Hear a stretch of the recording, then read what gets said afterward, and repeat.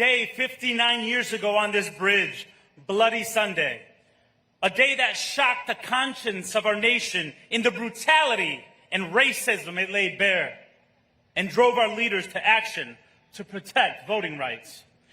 But we also remember the legacy of Bloody Sunday isn't just about one moment in history, but how it still moves us, appalls us, drives us to keep fighting for change. The late, great Congressman John Lewis, who co-led this march when he was only 25 years old, the one who I'm reminded of every day when I see my bracelet that reminds me to get into good trouble, he would often say, try to be a pilot light and not a firecracker. Firecrackers go off in a flash, he once wrote. A pilot light burns steady, and it burns forever. The fact that we're here today, 59 years after Bloody Sunday, led by our first black Vice President, Kamala Harris. Let's give it up for Vice President Harris. It's a reflection of how this nation has kept that pilot light for justice burning. So to draw inspiration from Congressman Lewis and to honor all those who marched 59 years ago, let us resolve to keep that light burning steadily, burning forever. Let us keep that light burning as we face down the most powerful people who embrace racism and revisionist history by banning black books and African American history. Let us keep that light burning as we take on the stubborn legacies of segregation that still persist, from the effects of redlining in our housing to the challenges our black business owners face.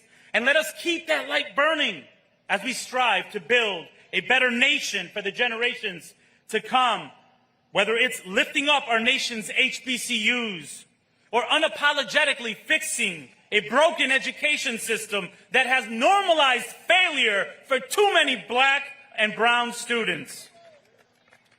59 years from now, when future leaders stand in this very spot, may they see and feel that light still burning.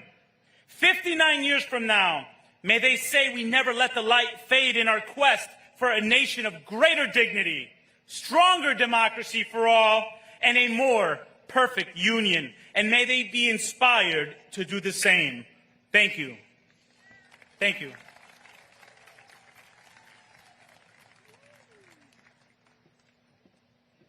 Please welcome Secretary of the United States Department of Housing and Urban Development, Marcia Fudge.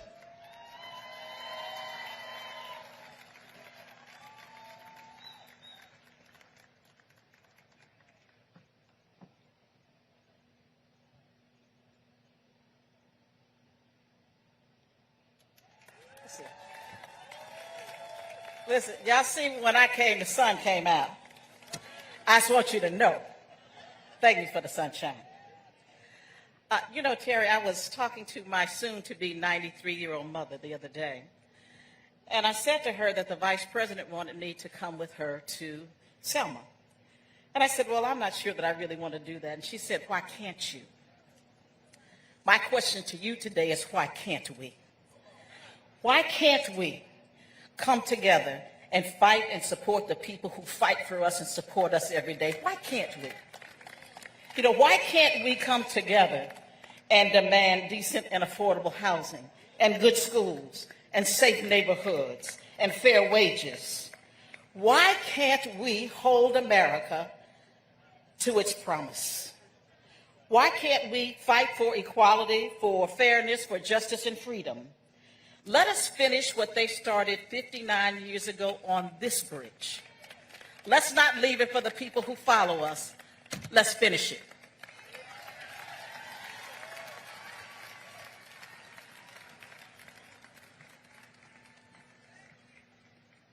Please welcome United States Representative Terry Sewell.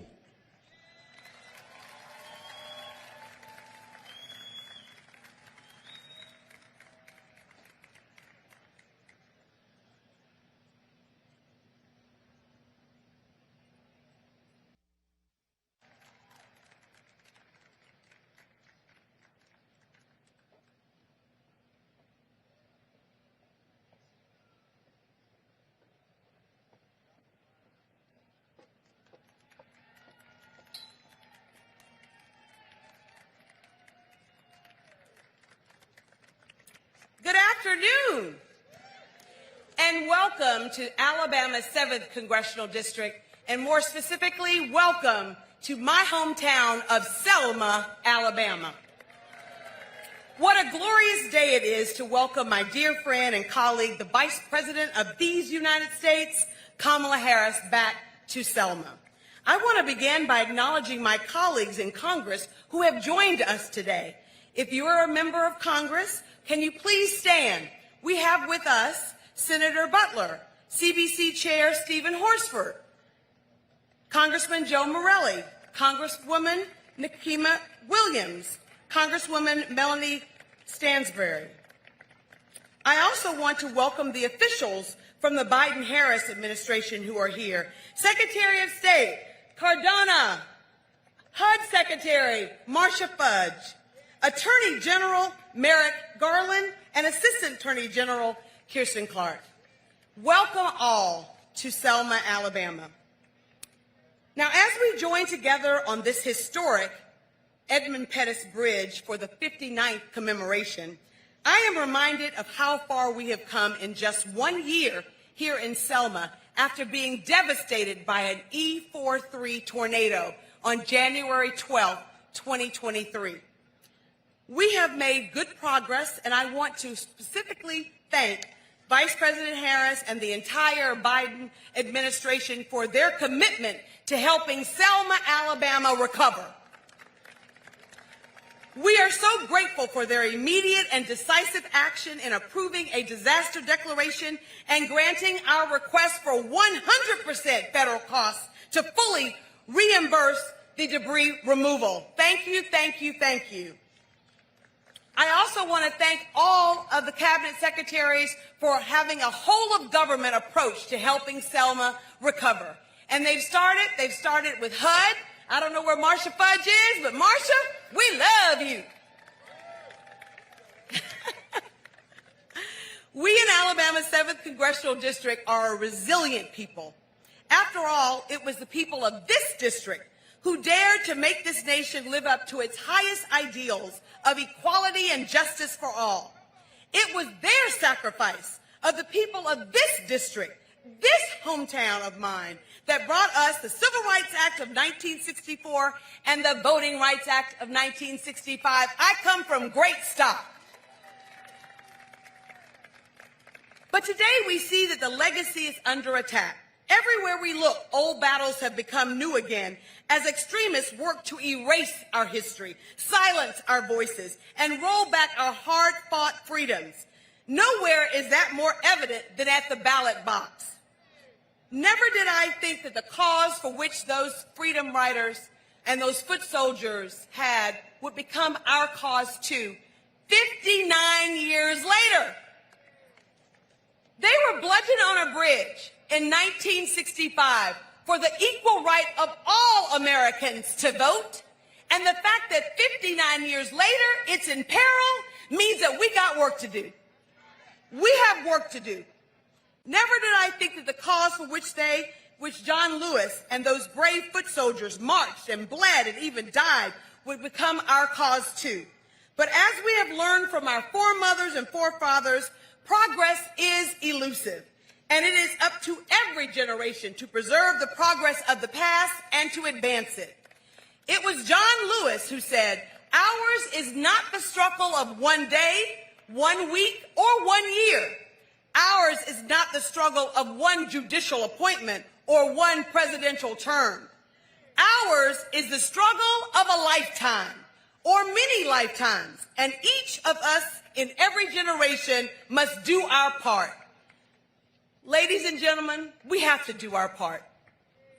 I proudly carry the seminal piece of legislation that bears Congressman John Lewis's name that would fully restore the protections of the VRA.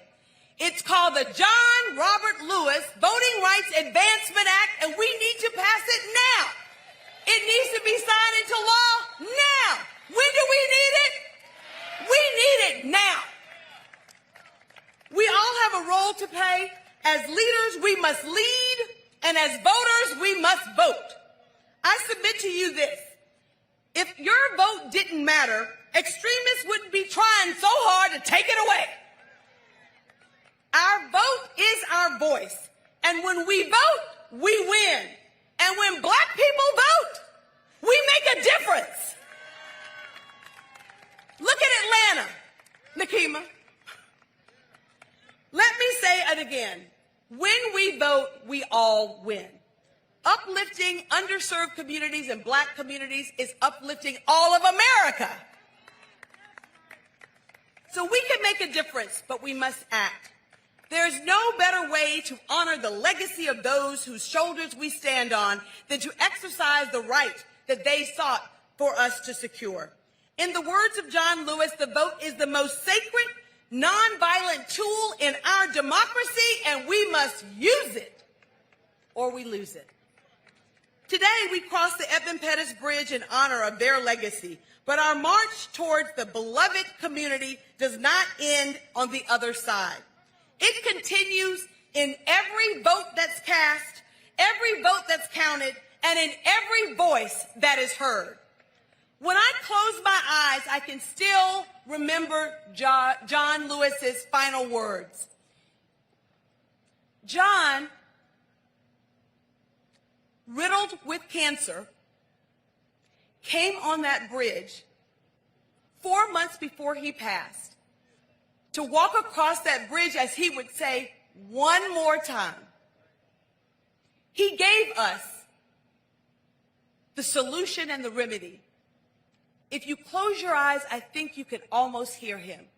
He said, never give up, never give in, work as hard as you can, and keep your eyes on the prize. We are not going to give up. We are not going to give in. And we are not going back. So we're going to pass the John Robert Lewis Voting Rights Advancement Act. I will continue every Congress that I am so proud to be elected.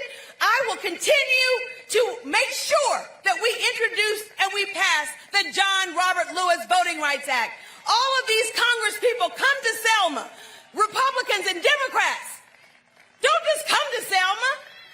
Honor John's legacy and the legacies of the foot soldiers and do something about it. We can do it, and we can do it together.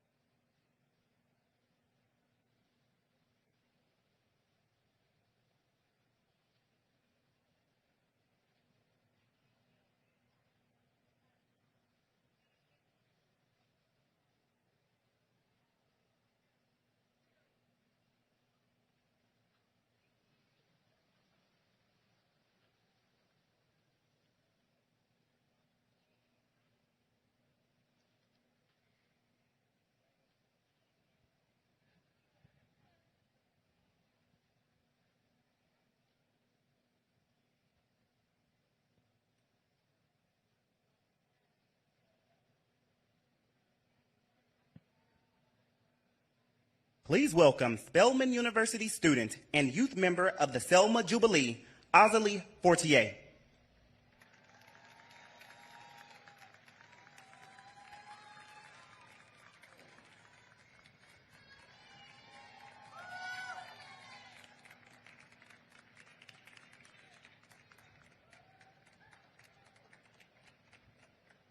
Good evening, everyone. Welcome to the annual Bridge Crossing Jubilee. If you have come a ways to be here, I commend you for your efforts in coming. And if you are from here, I ask you to enjoy the learning experience that is the Jubilee. My name is Azalee Fortier, and I am a 16-year-old first-year English major at Spelman College. And today, I would like to introduce someone incredibly special. This woman is someone who serves as an extraordinary role model. Many young girls, such as myself, have come to adore. She is a woman of many accomplishments and responsibilities, and through the journey of her career, she has exhibited her ability to bring and create change. Vice President Harris continues to lead on addressing the epidemic of gun violence while overseeing the first ever White House of Gun Violence Prevention. Not only this, but she has continued the fight for civil rights by launching the Reproductive Freedom Tour. Her efforts and vision has provided young women like me who aspire to create impactful, long-lasting change, an example of Black excellence. But before I introduce this wondrous woman, allow me to give due credit to those who have made this possible. Ladies, gentlemen, and those in between, you are in the city of Selma. This is a historic place that many change makers have come to during the division of many of the great opportunities we as a country experience today. Leaders like Bernard Lafayette, James Bevel, Amelia Boynton, Marie Foster, Martin Luther King Jr., the Foot Soldiers, the Radical Youth, and many others. These leaders and foot soldiers have made strides towards the betterment of the world, and they forever have my gratitude. But please do not mistake a thank you as an adequate show of gratitude. Gratitude requires action. Take advantage of your position. Learn about their efforts. Teach about their efforts. Keep their stories alive. Pave the way for change. Vice President Harris has done this, not only for the people of today, but for the people of tomorrow.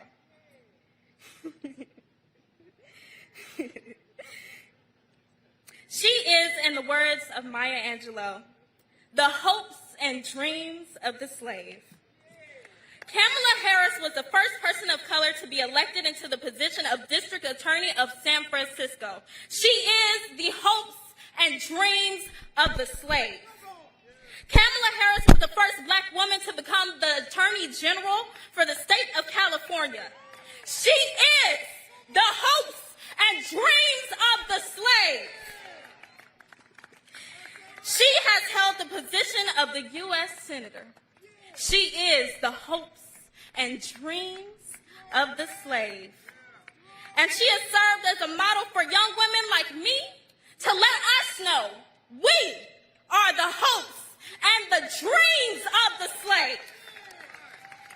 Look at where you are and know that we are the products of the hopes and dreams of the slave. Make use of their efforts and suffering. Learn of it.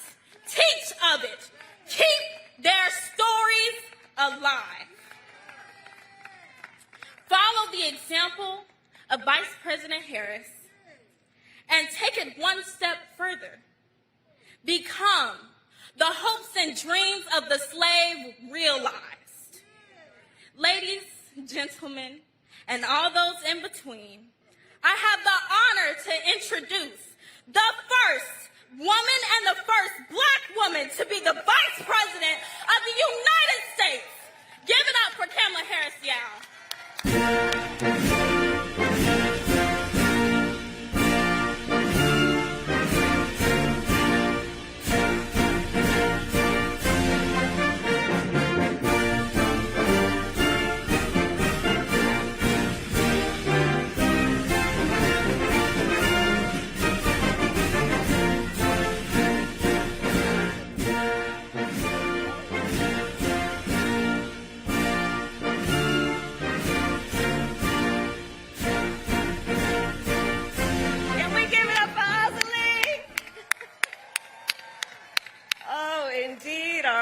hopes and dreams are alive and well. Good afternoon, everyone. Good afternoon. Please have a seat. I'll tell you, when I listen to Azali, I know the future of our country is bright. So it is so good to be back in Selma, and I want to say on behalf of the second gentleman and me, it is a privilege to be with so many extraordinary leaders, members of Congress, members of our administration, dedicated activists, and dear friends. So before I begin today, I must address the humanitarian crisis in Gaza. What we are seeing every day in Gaza is devastating.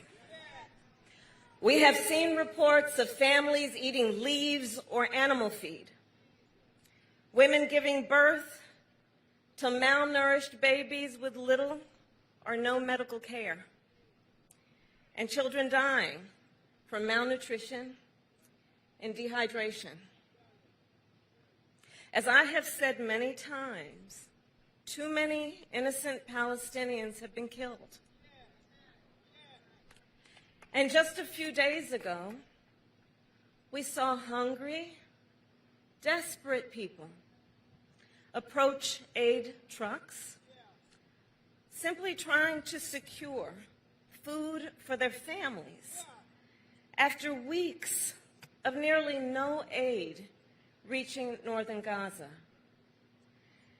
And they were met with gunfire and chaos. Our hearts break for the victims of that horrific tragedy and for all the innocent people in Gaza who are suffering from what is clearly a humanitarian catastrophe. People in Gaza are starving. The conditions are inhumane. And our common humanity compels us to act. As President Joe Biden said on Friday, the United States is committed to urgently get more life-saving assistance to innocent Palestinians in need. Yesterday, the Department of Defense carried out its first airdrop of humanitarian assistance, and the United States will continue these airdrops. And we will work on a new route by sea to deliver aid. And the Israeli government must do more to significantly increase the flow of aid. No excuses. They must open new border crossings. They must not impose any unnecessary restrictions on the delivery of aid. They must ensure humanitarian personnel, sites, and convoys are not targeted. And they must work to restore basic services and promote order in Gaza so more food, water, and fuel can reach those in need. As I have said repeatedly since October 7, Israel has a right to defend itself. And President Joe Biden and I are unwavering in our commitment to Israel's security. Hamas cannot control Gaza, and the threat Hamas poses to the people of Israel must be eliminated. Hamas is a brutal terrorist organization that has vowed to repeat October 7th again and again until Israel is annihilated. Hamas has shown no regard for innocent life, including for the people of Gaza, who have suffered under its rule for almost 2 decades. And Hamas still holds dozens of hostages for nearly 150 days now. Innocent men and women, including American citizens, who were brutally taken from their homes and from a concert. I will repeat, the threat of Hamas poses to the people of Israel must be eliminated. And given the immense scale of suffering in Gaza, there must be an immediate ceasefire. for at least the next 6 weeks, which is what is currently on the table. This will get the hostages out and get a significant amount of aid in.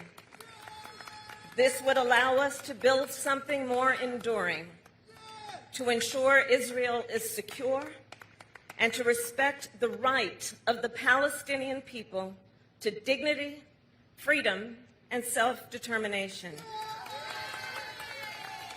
Hamas claims it wants a ceasefire. Well, there is a deal on the table. And as we have said, Hamas needs to agree to that deal. Let's get a ceasefire. Let's reunite the hostages with their families. And let's provide immediate relief to the people of Gaza. I will now address the occasion for our gathering today on this hallowed ground on the foot of the Edmund Pettus Bridge, where 59 years ago, on a cold Sunday morning, 600 brave souls set out from Selma, hand in hand, shoulder to shoulder. They marched for the freedoms that were theirs by birth and theirs by right. The freedom to vote, the freedom to live without fear of violence or intimidation, the freedom to be full and equal members of our nation. They marched peacefully. They knew violence against them was inevitable. They knew they would be surrounded by troopers with nightsticks. They knew they might be trampled by horses. Even so, they marched forward. But they were forced to retreat, and yet they would not be deterred, defeated, or denied. And they returned to this bridge while many were still bound in bandages, because they knew what was on the other side. A promise of a future that was more equal, more just, and more free. And yes, they crossed this bridge. And in so doing, they also built a bridge. They brought together white Americans, black Americans, all sorts of Americans, and ministers and rabbis and members of SCLC and SNCC and folks of all ages and backgrounds. And less than 6 months later, the Voting Rights Act of 1964 was signed into law. The story of Selma, a story of our nation. Freedom is fundamental to the promise of America. Freedom is not to be given. It is not to be bestowed. It is ours by right. And the power behind the promise of freedom has always been in the faith of her people and our willingness to fight for freedom, be it on the fields of Gettysburg, in the schools of Little Rock, on the streets of Ferguson, and on this bridge right here in Selma. And today we know our fight for freedom is not over, because in this moment we are witnessing a full-on attack on hard-fought, hard-won freedoms, starting with the freedom that unlocks all others, the freedom to vote, the sacred freedom to vote. Today, in states across our nation, extremists pass laws to ban drop boxes, limit early voting, and restrict absentee ballots.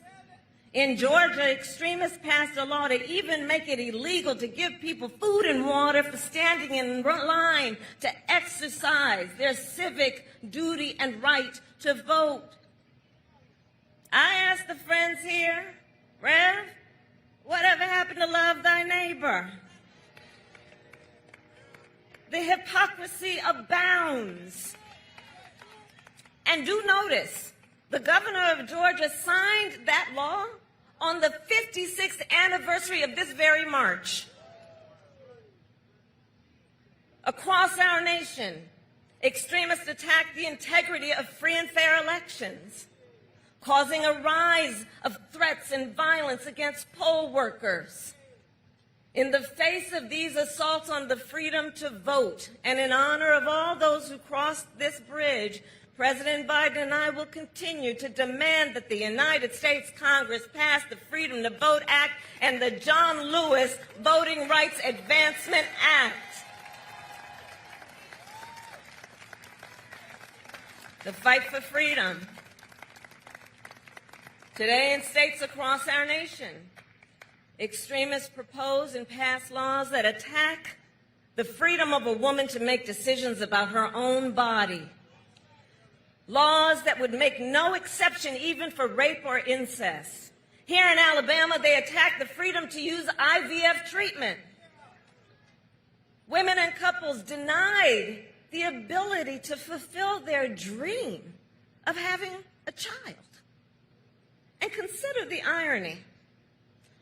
On the one hand, these extremists tell women they do not have the freedom to end an unwanted pregnancy. And on the other hand, these extremists tell women they do not have the freedom to start a family. Let us agree. One does not have to abandon their faith or deeply held beliefs to agree the government should not be telling her what to do with her body.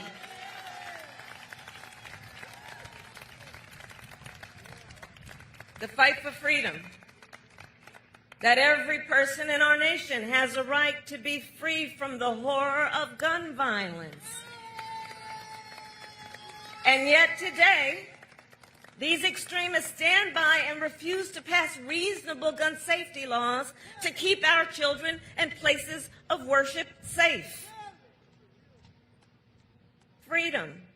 That every person in our nation has a right to be free to love who they love openly and with pride.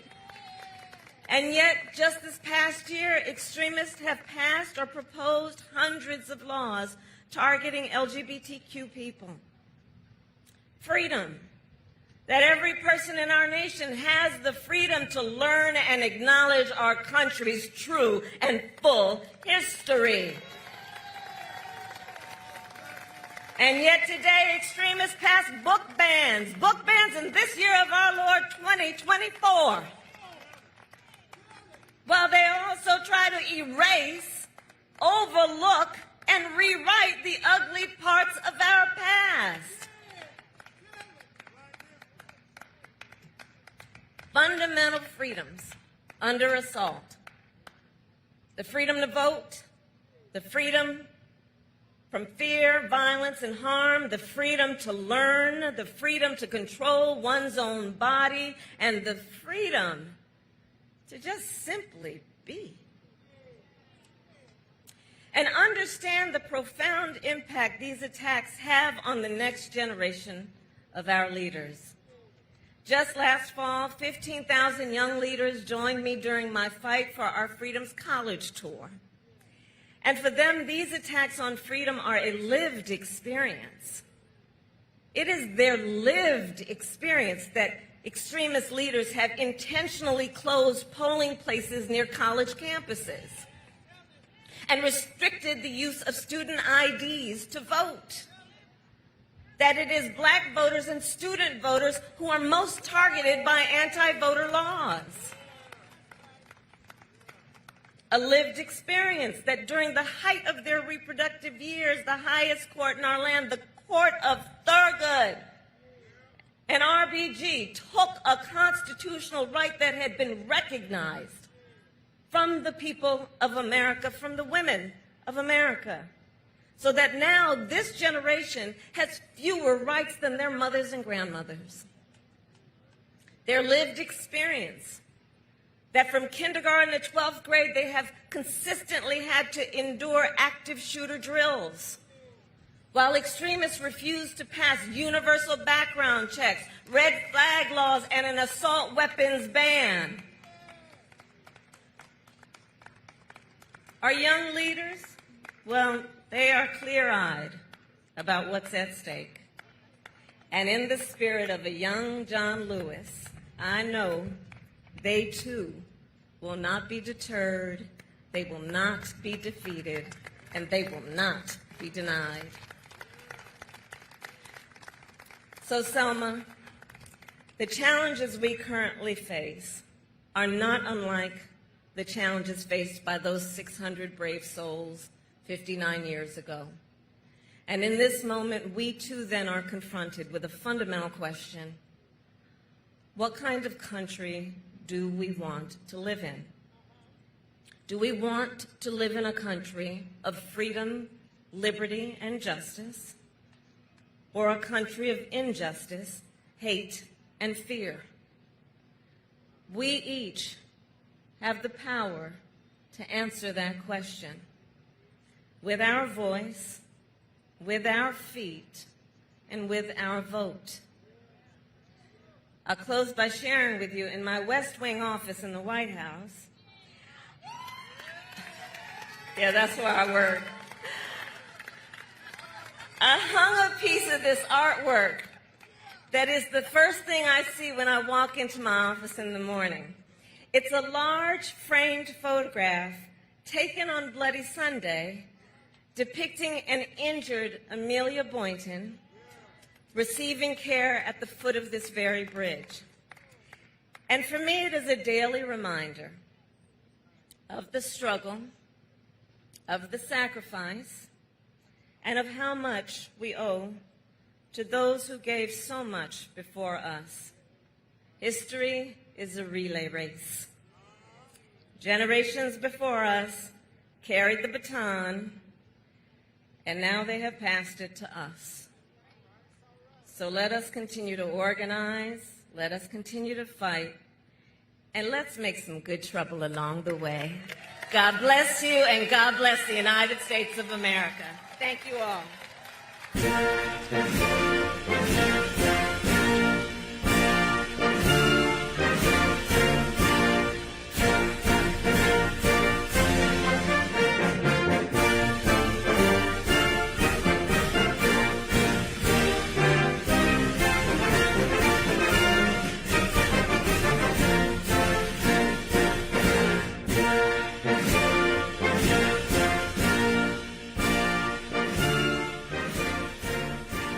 Please remain in your seats.